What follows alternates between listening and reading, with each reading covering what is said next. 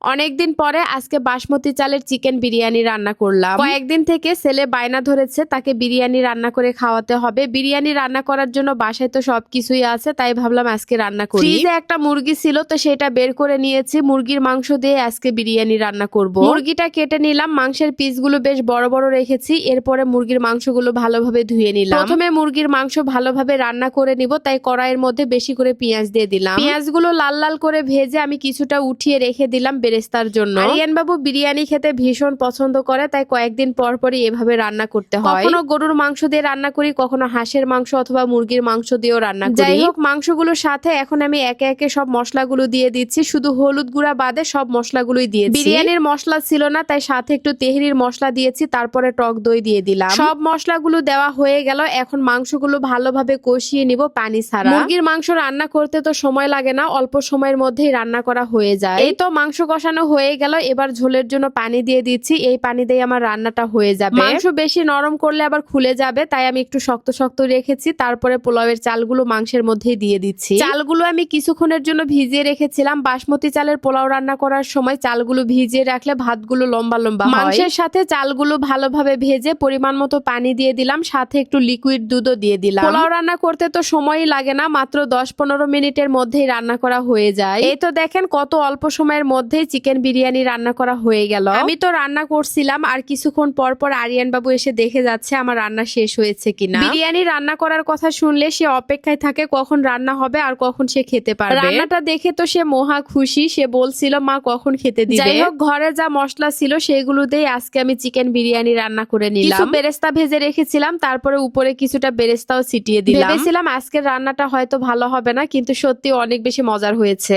দুপুরের খাওয়া দাওয়া করার পরে সন্ধ্যার দিকে এখন নুডলস রান্না করছি। বেশি করে নুডলস রান্না করে ফ্রিজে একটু রেখে দিব, কারণ আরিয়ান বাবু যখন তখন খেতে চায়। সবসময় রান্না করা সম্ভব হয় না, তাই ভাবলাম বেশি করে রান্না করে রেখে দেই, সকালে খেতে পারবে। পেঁয়াজ আর কাঁচামরিচ হালকা করে ভেজে 4টা ডিম দিয়ে দিলাম, সাথে সামান্য একটু লবণও দিয়ে দিলাম। এই মাল্টি কুকারে নুডলস রান্না করলে তাড়াতাড়িতেই রান্না করা যায়, আবার রান্নাটাও সুন্দর হয়। মাল্টি কুকারটা কিন্তু খুবই ভালো। এই মাল্টি কুকারে সব ধরনের রান্নাই করা যায়, ভাজা পোড়া থেকে শুরু করে ভাত, তরকারি, খিচুড়ি সবকিছুই রান্না করা যাবে। আমি তো সবকিছুই এটাতে রান্না করি, আর যখন যেটা রান্না করি সেটা আপনাদের সাথে শেয়ারও করি। বিশেষ করে যারা মেসে থাকেন অথবা ব্যাচেলর আছেন, তাদের জন্য এই মাল্টি কুকারটা খুবই দরকারি একটা জিনিস। মেসের খাবার কিন্তু খেতে ভালো লাগে না, এরকম একটা মাল্টি কুকার থাকলে যখন যেটা খেতে মন চায় খুব সহজেই রান্না করা যাবে। এমনকি মাত্র 2 মিনিটের মধ্যে একটা ডিম ভাজি করেও খাওয়া যাবে। আমি এই মাল্টি কুকারটা নিয়েছি TQIU ফেসবুক পেজ থেকে। পেজের নামটা ক্যাপশনে দেওয়া আছে, যারা নিতে চান অর্ডার করতে পারেন। কোয়ালিটির কথা যদি আপনারা বলেন, তাহলে আমি এক কথায় বলবো 100-তে 100, কারণ TQIU ব্র্যান্ডের প্রত্যেকটা প্রোডাক্ট সরাসরি চায়না থেকে তৈরি হয়ে আসে। যাই হোক, নুডলস রান্না করা হয়ে গেল।